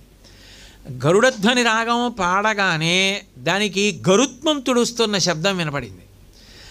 వెంటనే అది వెనక్కి తిరిగి పడగ దింపేసి జర జర జర జర జర పాకుతూ వెళ్ళిపోయి ఎక్కడో పొదలో దూరిపోయి ఆ పిల్లలు రక్షింపబడ్డారు. ఆ పిల్లలు తెల్లబోయి మీరు ఏమిటి పాడారని అడిగారు. అంటే అమ్మ మీరు భయపడ్డారు, ముందు పావుని నిలబెట్టడానికి పున్నాగవరాళి పాడాను, పాము వెళ్ళిపోవడానికి గరుడధ్వని రాగం పాడాను, మీరు వెళ్ళిపోండి అన్నారు. అంటే ఆ పిల్లలిద్దరూ వెళ్ళిపోయి మహారాజా గారికి చెప్పారు, ఇవాళ తోటలో ఒక ఆశ్చర్యం జరిగింది, ఓ పెద్ద ఆయన కూర్చున్నారు, మమ్మల్ని నాగుపాము వెంబడించింది, మేము ఆయన దగ్గరికి వెళ్ళాం, వెడితే ఆయన ముందు ఏదో పున్నాగవరాళిట పాడారు, తర్వాత గరుడధ్వని రాగంట పాడారు, నాగుపాము వెళ్ళిపోయిందని. అప్పుడు మైసూరు మహారాజా గారు తోటకి స్వయంగా వచ్చి ఈయన్ని ఎంతో గౌరవంతో హరిరామయ్య గారిని తీసుకెళ్ళి మైసూరులో తన ఆస్థానంలో సంగీత విద్వాంసుడిగా నియామకం చేశారు. అంటే సంగీతానికి అంత శక్తి ఉన్నది అనడానికి ఇంకా ఇంతకన్నా గొప్ప విషయం ఏముంటుంది? అంత గొప్పది. ముత్తుస్వామి దీక్షితారు వారు 1835 సంవత్సరంలో ఆశ్వయుజ బహుళ చతుర్దశి నాడు ఆయన తెల్లవారుజామున లేచి సంధ్యావందనాది కార్యక్రమాలు చేసుకుని పూజ చేసుకుని ఆయన శిష్యుల్ని కూర్చోపెట్టి పాట నేర్పడానికి, సంగీత పాఠం చెప్పడానికి సిద్ధపడుతుంటే ఎట్టాయపురం మహారాజా గారు చాలా ఆందోళనతో చెమట్లు తుడుచుకుంటూ పరిగెత్తుకొచ్చాడు. మహానుభావుడు, ఆయనకి తెలియని విషయాలు లేవు, శ్రీచక్రోపాసన చేస్తారు, దేవతలు పలుకుతారు, అటువంటి వారు దీక్షితారు వారంటే. కాబట్టి దీక్షితుల వారిని సంప్రదిద్దామని పరిగెత్తుకొచ్చాడు. ఏమంత ఆందోళనగా ఉన్నారు మహారాజా, ఏమైందని అడిగారు ముత్తుస్వామి దీక్షితులు. అడిగితే, నాకు ఏనుగు ఉంది, దాని పేరు గాంగేయుడు. ఆ ఏనుగు అదుపు తప్పిపోయింది, తప్పిపోయి పిచ్చెక్కినట్టుగా ప్రవర్తిస్తోంది, ఎవరో అదుపు చేయలేకపోతున్నారు. ఆ ఏనుగు ఊరి బయట శ్మశానంలోకి వెళ్ళి నించుని ఘీంకరిస్తోంది. అంత ఘీంకరిస్తున్నటువంటి ఏనుగుని అదుపు చేయడం ఎవరికీ సాధ్యం కావట్లేదు. ఇది బహుశः రాజ్యానికి కీడు, ఏదో అపశకునం, ఏదో జరగకూడదు జరుగుతోందని నాకు అర్థమవుతోంది.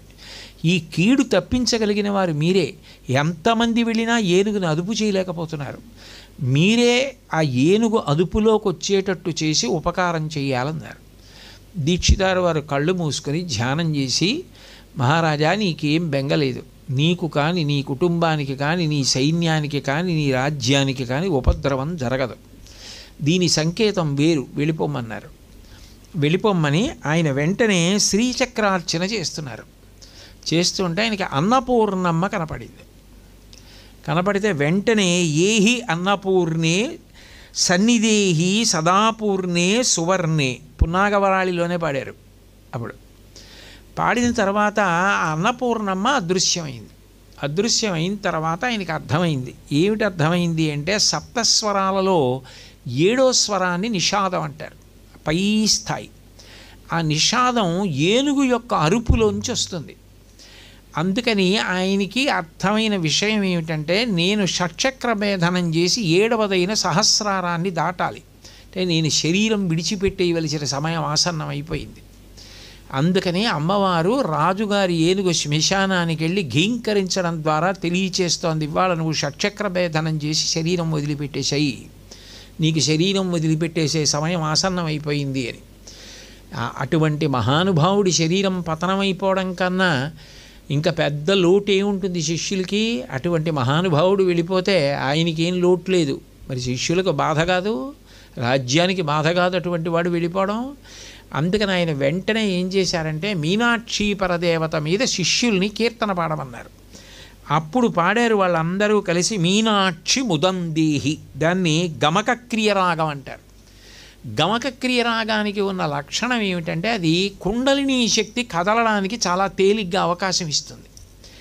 అందుకని ఆయన కూడా గమకక్రియ రాగంలో ఆ మీనాక్షి మీద పాడారు. పాడుతూ మీనాక్షి ముదందేహి మేచకాంగి రాజమాతంగి మీనలోచని పాశమోచని. పాశమోచని అంటే ఇంకా నా పాశములను తెంపేసి నాకు మోక్షం ఇమ్మని. అకస్మాత్తుగా మధ్యలో మళ్ళీ ఏహి అన్నపూర్ణే అంటూ అన్నపూర్ణమ్మని స్మరించి మీనాక్షి మీద కీర్తన చేస్తూ ఉండగా, శిష్యులందరూ చూస్తూ ఉండగా, ముత్తుస్వామి దీక్షితారు వారి యొక్క శిరస్సులోంచి ఒక జ్యోతి బయటికి వచ్చి ఆయన పూజామందిరంలో ఉన్నటువంటి మీనాక్షి పరదేవత విగ్రహమునందు లీనమైపోయింది. దీక్షితారు వారి శరీరం ఒరిగిపోయింది. అంటే ఆయన కీర్తన పాడుతూ గమకక్రియ రాగంలో కుండలిని కదిపి బ్రహ్మరంధ్రాన్ని భేదించి అమ్మవారి యందు ఐక్యమైపోయారు. అంటే భారతీయ సంగీతం నాదోపాసన, అది మోక్ష విద్య, మోక్షం వైపుకి తీసుకెళ్ళిపోగలదు. అందున గానమే అంత గొప్పదైతే దానికన్నా కొన్ని కోట్ల రెట్ల గొప్పది వీణ. అటువంటి వీణలోంచి వచ్చే శబ్దం అంత శాంతికారకం, అంత ప్రశాంతత, అంత మనశ్శాంతిని, అంత సంతోషాన్ని ఇవ్వగలదు. అంత సంతోషాన్ని ఇవ్వగలిగినటువంటి ఆ సంగీతం ఏదైతే ఉందో ఆ వీణ మీద వచ్చేటటువంటి శబ్దం ఏదైతే ఉందో దానికి అమ్మవారు అంత ఆనందపడిపోతూ ఉంటుంది అంటే నిజంగా ఆ వీణ పుట్టిన దేశం, ఆ వైణికులు ఉన్న దేశం, వీణ మీద సంగీతం నేర్చుకోవడం, ప్రతి ఇంట వీణ వాయించేవాళ్ళు, ప్రతి ఇంట్లో వీణ ఉండడం ఎంత అవసరమో మనకు అర్థమవుతుంది. అందుకే వీణ నేర్చుకోవడం అన్నది జీవితంలో ఒక మహద్భాగ్యం అనేది, ఒక ఉపాసనగా నేర్చుకోవలసినటువంటి విషయం. ఇప్పుడు ఖాళీ దొరికినప్పుడు నేర్చుకుంటామనేది కాదు వీణ. వీణ నేర్చుకోవడం కన్నా నాకు ఏది గొప్పది కాదని నేర్చుకోవలసినది వీణ నేర్చుకోవడం. కాబట్టి సంగీతము ద్వారా అంత గొప్ప స్థితిని పొందారు. బాలమురళీకృష్ణ గారికి గురువుగారు పారుపల్లి రామకృష్ణయ్య పంతులు గారు మన దగ్గరికి వచ్చారు కదా విజయవాడ నుంచి. మహానుభావుడు 100 సంవత్సరాలు వైలిన్ వాయించారే, వారికి కూడా పారుపల్లి రామకృష్ణయ్య పంతులు గారే గురువుగారు. వారు త్యాగరాజస్వామి పరంపరే. ఆయన గురుకుల సంప్రదాయం, ఇలా అందరినీ కూర్చోబెట్టి పాఠం చెప్పడం ఉండేది కాదు ఆయన దగ్గర. ఆయన ఎవరి స్థాయిని బట్టి వాళ్ళకి పాఠం చెప్పేవారు. అంతేగాని అందరికీ కలిపి ఒకటే పాఠం, స్వరాలు, ఏదో ఆరోహణ అవరోహణ అలా ఉండేది కాదు. ఎవరు ఏ స్థాయిలో ఉన్నారో వాళ్ళకి విడివిడిగా పాఠం చెప్పేవారు. ఆయన భార్య కుంకుడుకాయ పులుసు పోస్తుంటే ఈయన తల రుద్ది పిల్లలందరికీ తలస్నానం చేయించి అన్నం పెట్టేవారు. ఏ విధమైన విచక్షణ లేదు, అందరినీ ఆదరించారు, అందరికీ సంగీతం నేర్పారు. అన్ని వందల మంది శిష్యుల పెళ్ళిళ్ళకి వెళ్ళి కచేరీలు చేశారు. మనకు దగ్గరికి విజయవాడ నుంచి వచ్చారే అన్నవరపు రామస్వామి గారు, ఆయన వివాహానికి కూడా వెళ్ళారు పారుపల్లి రామకృష్ణయ్య పంతులు గారు. అందులో బాలమురళీకృష్ణ గారు కూడా పాడారు. బాలమురళీకృష్ణ గారు పారుపల్లి రామకృష్ణయ్య పంతులు గారి పేరు చెప్పేటప్పటికీ కళ్ళంబట నీళ్లు పెట్టుకునేవారు. ఆయనకి సంగీత శాస్త్రంలో తెలియని మెళకువలేదు. ఆయన అంత ఉపాసన చేశారు సంగీతాన్నని చెప్పేవారు. అటువంటి పారుపల్లి రామకృష్ణయ్య పంతులు గారు గురువుగారి ఉత్సవాలు అవుతుంటే మేడ మీదకి వెళ్ళారు. ఆయన మాధ్యాహ్నిక సంధ్యావందనం చేసుకుని లోపలికి వెడుతున్నారు, ప్రసాదం తెచ్చుకుందాం అని. వెడుతుంటే మనవడు పరిగెత్తుకొచ్చి, తాతగారు రోజు ఈ సమయానికి ఒక పంది వచ్చి అరుస్తోంది అంటే ఆయన అకస్మాత్తుగా ఆగి వస్తోంది అన్నారు. ఇదో అర్థమైంది, శరీరం విడిచిపెట్టే సమయం ఆసన్నమైంది. అంతమందికి సంగీతం చెప్పారు, ఎప్పుడూ సంగీతమే. మేడమించి కిందకి దిగొచ్చి మడిబట్టతోటే అలాగే ఆ పందికి నమస్కారం చేశారు. పంది శరీరంలోకి, ఈయన శరీరంలో ఉన్న కాంతి వెళ్ళి కలిసిపోయింది. ఈయన కుడిచివి కిందకి పెట్టి నేల మీద పడుకుని ఆ పంది వంక చూస్తూ శరీరం వదిలేశారు. పంది అంతర్ధానం అయిపోయింది. ఇది నేను ఏమీ కల్పించినది కాదు, మీరు గ్రంథాల్లో చూడొచ్చు. బాలమురళీకృష్ణ గారు చెప్పుకున్న ప్రసంగంలో ఉంది ఇది. అంటే సంగీత విద్య అనేటటువంటిది ఎంత గొప్ప మోక్ష విద్యో చూడండి. నోటితో పాడిన సంగీతం అంత గొప్పదని చెప్తే ఇంకా వీణ గురించి అసలు ఎంత గొప్పగా మాట్లాడారో, అంత గొప్పది వీణ. కాబట్టి ఆ తల్లి ఏం చేస్తోంది అంటే ఆ వీణా వాద్యాన్ని పలికిస్తోంది. ఆ వీణావాద్యాన్ని పలికిస్తున్నప్పుడు ఆమె యొక్క చెవి తాటంకములు కదులుతాయిట. శ్యామలాదండకం చేస్తూ కూడా కాళిదాస మహాకవి ఓ మాట అంటారు, వల్లకీవాదన ప్రక్రియాలోల తాళీదళాబద్ధ తాటంక భూషా విశేషాన్వితే సిద్ధ సమ్మానితే అంటారు. ఆమె వల్లకి అంటే సరస్వతీదేవి వీణకు ఆ పేరుంది. ఆ వీణ వాయించేటప్పుడు ఆ చెవి తాటంకములు ఊగుతాయిట. అది ఇంకా మనోహరం. ఆ మూర్తిని అలా ధ్యానం చేయడానికి ఎన్ని చెయ్యవచ్చో చెప్తున్నారు కాళిదాసు. అందులో నఖముఖ ముఖరిత వీణానాద రసాస్వాద నవనవోల్లాసం ముఖమంబమోదయతుమాం వెంటనే వచ్చేసింది. ఇంకా కదలికలు పూర్తి అవ్వలేదు అసలు, అక్కడే ఆనందం వచ్చేసింది కాళిదాస మహాకవికి. అమ్మా నీ ముఖం అలా చూస్తూ ఉంటే నాకెంత ఆనందంగా ఉందో అంటే ఇంకా అంతకన్నా ఆనందమైన విషయం లేనే లేదు. వీణ వాయిస్తుంటే చూడడమే అంత భాగ్యం. ఎంత భాగ్యం కట్టబెట్టినట్టు. కాబట్టి వీణా నఖముఖ ముఖరిత వీణానాదరసాస్వాదనవనవోల్లాసం ముఖమంబ మోదయతు మాం ముక్తా తాటంక ముగ్ధహసితంతే. అది కూడా ఏమవుతోంది? ముక్తా తాటంక. ముక్తా అంటే ముత్యములు. అంటే మరి ఆ వీణానాదం నాదోపాసన మోక్షమునకు కారణం కాదు. ముక్త పురుషులు ముత్యాల్ని ఆభరణంగా చూపించారు ఇక్కడ. ఎందుకంటే అది మోక్ష కారణం కాబట్టి ముక్త శబ్దం పడింది. ముత్యాల తాటంకాలు పెట్టుకుందట అమ్మవారు. ఆ భావన ఎలా ఉందో తాటంకాలు అలా కనపడ్డాయి. అదే తర్వాత కడితే మారిపోతుంది. మారిపోయి అవటు తట ఘటిత, అందులోకి వెళ్ళేటప్పటికి తాళీ పలాశ తాటంకం అంటారు. ఇక్కడికి వచ్చేటప్పటికి ముక్త తాటంకం. ఇక్కడ మరి ముత్యాల తాటంకాలు ఎలా వచ్చాయి అంటే ముక్త పురుషుల యొక్క స్థితి, ఆ నాదోపాసన కాళిదాస మహాకవి హృదయంలో మెదులుతోంది. అందుకని ముక్త తాటంకం. ముత్యాలు కదులుతున్నాయి. ఇప్పుడు అది ముత్యాలు కదులుతున్నాయంటే ఆవిడ ఏదో 2 ముత్యాలు ఎట్టుకుంది, ఆ ముత్యాల ఆభరణాలు కదులుతున్నాయని కాదు. అందులో మీరు ఉపాసనలో ఆవిడ ఏ రంగులో ఉంటుందని, ఏదో నలుపు రంగు. ఆ నలుపు రంగు ఏ రంగు? అది ఏదో బొగ్గు నలుపు కాదు, అది గొప్ప ఆకర్షణ కలిగిన కాంతితో కూడిన గొప్ప నలుపు.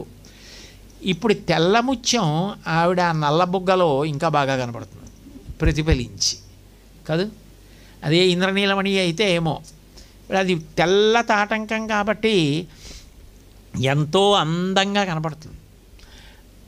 శంకరాచార్యులు వారు సౌందర్యలహరి చేస్తూ స్ఫురద్గండాభోగ ప్రతిఫలిత తాటంక యుగళం చతుశ్చక్రం మన్యే తవ ముఖమిదం మన్మదరథం యమారుహ్యదృహ్యత్కవని అవనిరథమర్కేందుచరణం మహావీరో మారహ ప్రమదపతయే సంగీతవతే అన్నారు.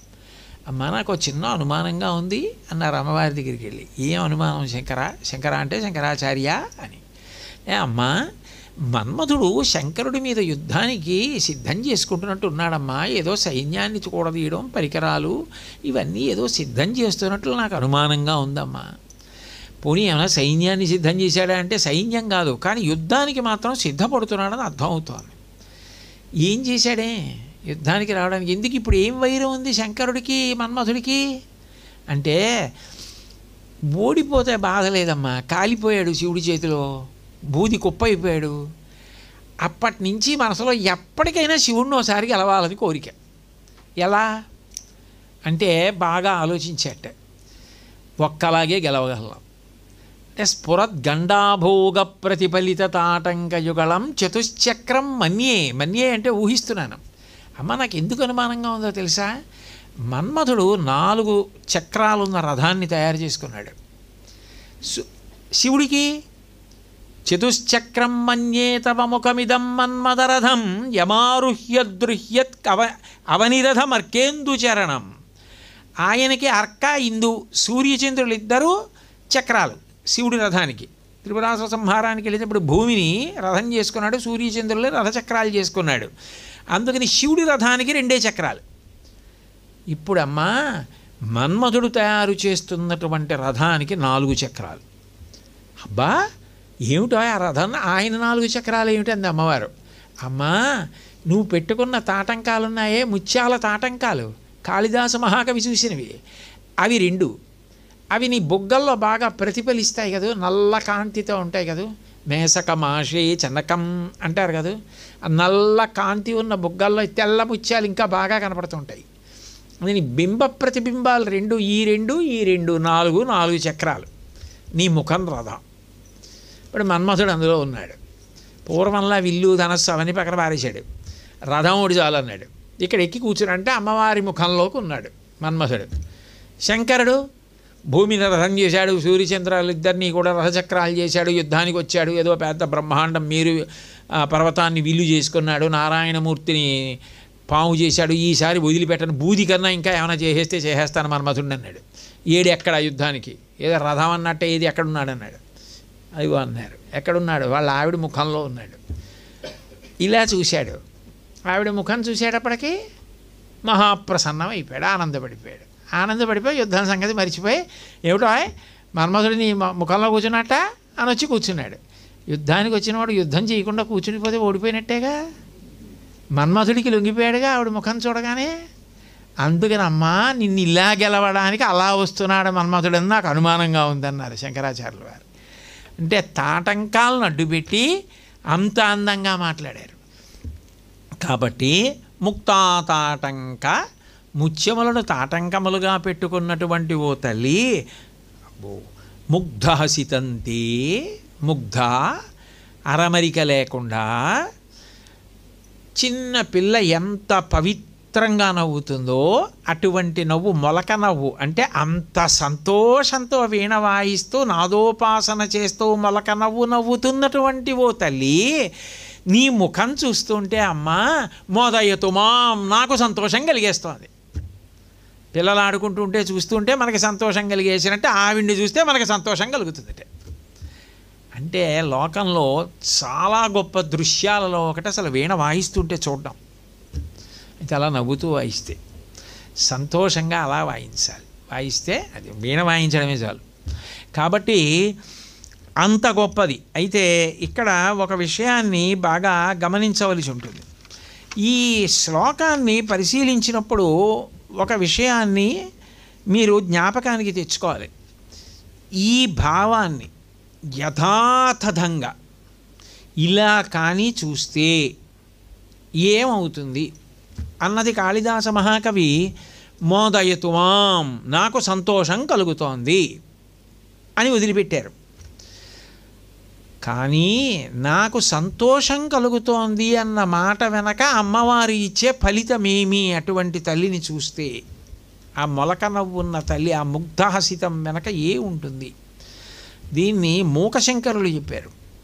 ఎంత అద్భుతంగా చెప్పారంటే, ఏషాం బిందురివో పరిప్రచలితో నాసాగ్రముక్తామణి ఏషాం దీన ఇవాది కంఠమయతే హారకరాలంబనం ఏషాం బంధురివోష్ఠయోర రుణిమా ధత్తే స్వయం రంజనం కామాక్ష్యాః ప్రభవంతు తే మమ శివోల్లాసాయ సాంకురాః. ఆ నాదోపాసన చేసినటువంటి అమ్మవారు ముగ్ధహసితంతే, చిన్న నవ్వు నవ్వింది కదూ, అట్లాంటి నవ్వు నవ్వుతున్న అమ్మవారి యొక్క ముఖాన్ని చూసి సంతోషం పొందగలిగితే ఎలా ఉంటుందంటే అది ఏషాం బిందురివో ప్రచలితో నాసాగ్రముక్తామణి. ఆయన చెవులకు ముత్యాలు పెడితే మూకశంకరులు ఇంకో విచిత్రమైన రీతిలో ముత్యం పెట్టారు. ఆవిడ చిన్న చిరునవ్వు నవ్వింది కదూ, మొలక నవ్వు అంటారు కదూ, ఆ మొలక నవ్వు ఎలా ఉంటుందంటే విత్తనం పెట్టారు మీరు, మొలకొస్తే బాగుండు అనుకుంటాం కదా. మర్నాడు పొద్దున్న చూసేటప్పటికి మొలకొచ్చింది. మొలక ఎంత ఉంటుంది? పెద్ద చెట్టు ఎంత ఉంటుందా? చిన్నది ఉంటుంది. చిన్న మొలకకి చిన్ని ఆకు ఉంటుంది. చిన్ని ఆకు మీద ఓ చిన్న మంచు బిందువు, హిమ బిందు పడింది. ఆ చిన్న బిందువు ఇప్పుడు అది ఎంత అందంగా ఉంటుంది? అసలే చిన్న అంకురం మీద చిన్న మంచు బిందువు పడుద్ది, మెరుస్తోంది.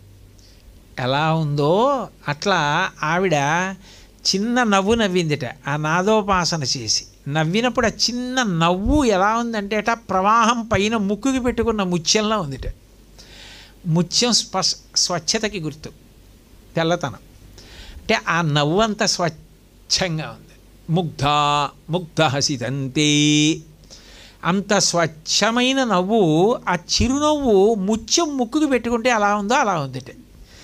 అందుకని ఏషాం బిందురివో ప్రచలితో నాసాగ్రముక్తామణి ఏషాం దీన ఇవాది కంఠమయితే హారకరాలంబనం.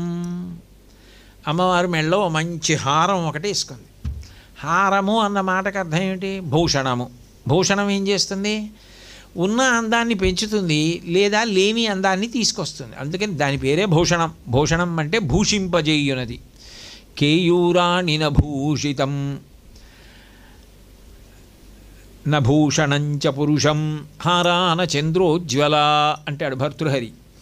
కొన్ని కొన్ని భూషణములు కాని భూషణములు ఉంటాయి. అమ్మవారు ఒక పెద్ద భూషణం వేసుకుంది, మెడలో ఓ హారం వేసుకుంది. ఆ హారం ఏం చేయాలి? అమ్మవారి అందాన్ని ఇంకా పెంచాలి. కానీ అదిట దీనంగా అయిపోయిందిట. ఎందుకు దీనంగా అయిపోయింది? అది గర్వంగా ఉండాలి కదా, సంతోషంగా. మెడలో వేసుకుంటే ఏమంటే మీకు చాలా బాగుందండి అని అందరూ అంటున్నారు అనుకోండి, చూసావా నన్ను వేసుకోవడం వల్ల అందరూ ఈయన్ని మీరు ఇది మెడలో వేసుకుంటే బాగుందండి అంటున్నారు, ఈయన అందం పెరగడానికి నేను కారణమయ్యానని సంతోషించాలి. కష్టం వస్తే కదా దీనంగా ఉండడం. దానికి చాలా దీనమైన స్థితి వచ్చింది ఆవిడ వేసుకుంటే. ఎందుకు వచ్చింది అంటే అందరూ ఆవిడ ముగ్ధహసితం, ఆ చిన్న చిరునవ్వు వంక చూసి ఆ నవ్వు అందం ఎక్కడా, నీ ముఖం నీ అందం ఎక్కడా అన్నారట. నువ్వు భూషణం ఏమిటి? ఆ చిరునవ్వు భూషణం ఆవిడికి.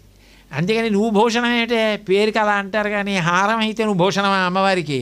ఆ చిరునవ్వు సొగసు ముందు, దాని కాంతి ముందు, ఆ విలువ ముందు నువ్వెంత అన్నారట. చాలా దీనంగా అయిపోయింది.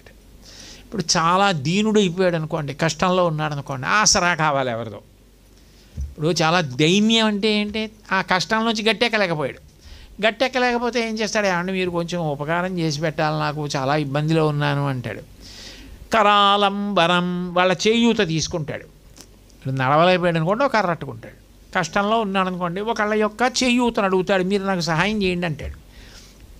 అలా ఆ వేసుకున్న హారం అందరూ ఏమన్నారంటే, నీవేమందంగా ఉన్నావే, అమ్మవారి చిరునవ్వు మొలకనవ్వు ఎంత బాగుందో అన్నారు.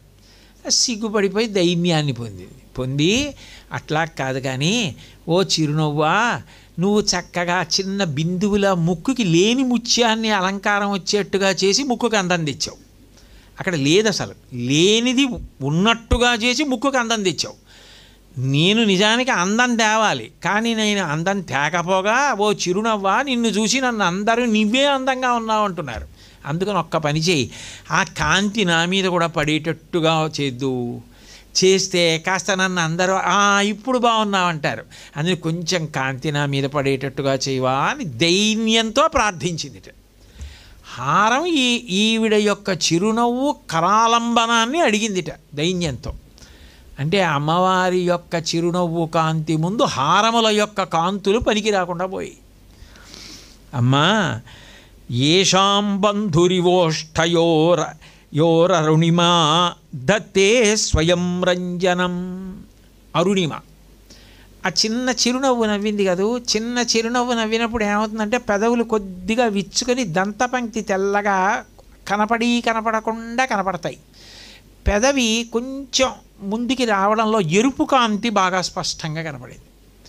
ఇప్పుడు ఆ కొత్తగా వచ్చిన ఎరుపు కాంతి వెనక రెండు దంతాలు కనపడడంలో తెలుపు మీద ఎరుపు ఇంకా బాగా కనపడింది.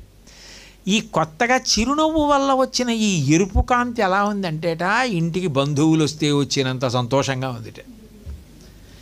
ఇప్పుడు మామూలుగానే ఆ ఇల్లు నిత్య కళ్యాణం పచ్చతోరణం, ఎప్పుడూ సంతోషంగా ఉంటారు. ఎందుకని? ఆవిడ వీణ వాయిస్తూ ఉంటుంది. అదే అనాలి నేను అప్పుడు కదా.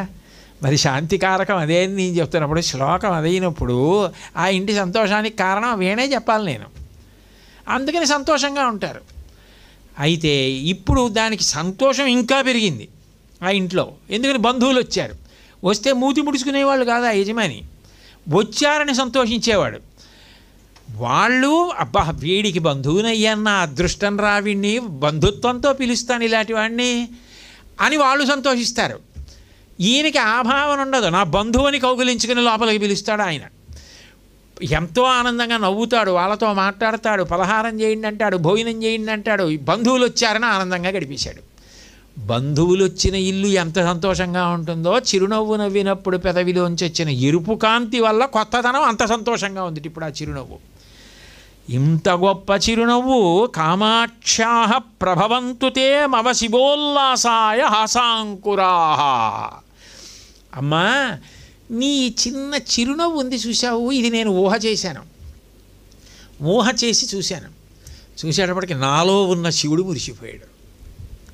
మరి ఆవిడ మందస్మితానికి మురిసిపోయేది ఎవరు? ఆయనే.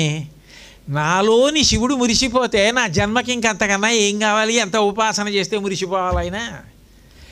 కానీ ఏమీ అక్కర్లేదు, ఆవిడ ముగ్ధ హసితాన్ని చూస్తే నాలోని శివుడు మురిసిపోయాడు. వాడి బతుకు పండిపోలా. అంతేకాదు దాని అర్థం శివోల్లాసాయ. శివ అంటే శుభం. ఆ హాసాన్ని ఎవరు చూశారో వాడి ఇంట సుఖశాంతులు, సంతోషాలు, పండగలు, ఉత్సవాలు, ఆనందాలు పరంపరల కింద పెరిగిపోయి. అది శివం. దానివల్ల ఉత్సాహం, శివోల్లాసం.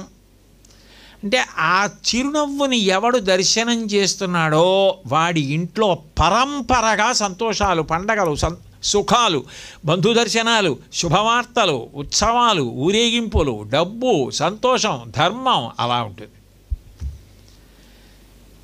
దేనికంత ఇదంతా? హాసాంకురాహ.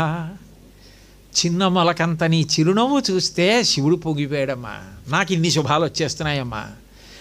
అప్పుడు ఆయనేమంటున్నారు? నఖముఖముఖరిత వీణానాద రసాస్వాదనవ నవోల్లాసం.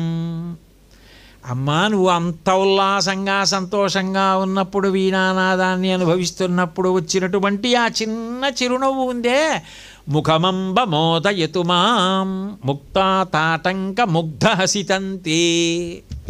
ముగ్ధ, అందులో ఏ విధమైన కపటం లేదు. ఆ హసితం, ఆ హాసం, ఆ చిన్న చిరునవ్వు తే నీది. నేను చూస్తే అమ్మా ఎన్ని సంతోషాలు, అవన్నీ ఇంకేం కాళిదాస మహాకవి చెప్పాలి. నేను ఎన్నని చెప్పనాయా? ఎన్నని చెప్పను నీకు? ఎన్ని ఉన్నాయో అన్నీ నీకు వస్తాయి. మోక్షం వరకు చెప్తుంటే దీనివల్ల వచ్చేది, వచ్చిన వాళ్ళ పేర్లు చెప్తుంటే, వాళ్ళ కథలు చెప్తుంటే ఇంకా నీకేం కావాలి? ఇక్కడ ఏం కావాలో అన్నీ ఇస్తారు.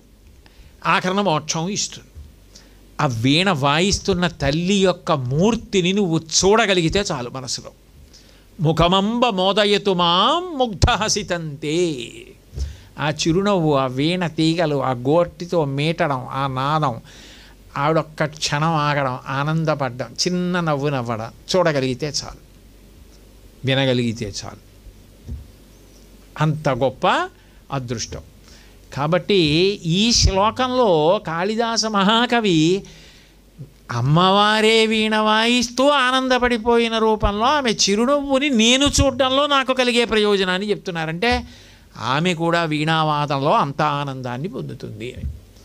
కాబట్టి ఇవాళ ఈ శ్లోకం దగ్గర పూర్తి చేసి మళ్ళీ రేపు సాయంకాలం 6:30 తిరిగి కలుసుకున్నప్పుడు ఇంకొక అద్భుతమైనటువంటి శ్లోకం, అది సరిగమపదని రతాం వీణా సంక్రాంతకాంత హస్తాంతాం శాంతాం మృదుల స్వాంతాం కుచభరతాం నమామి శివకాంతాం.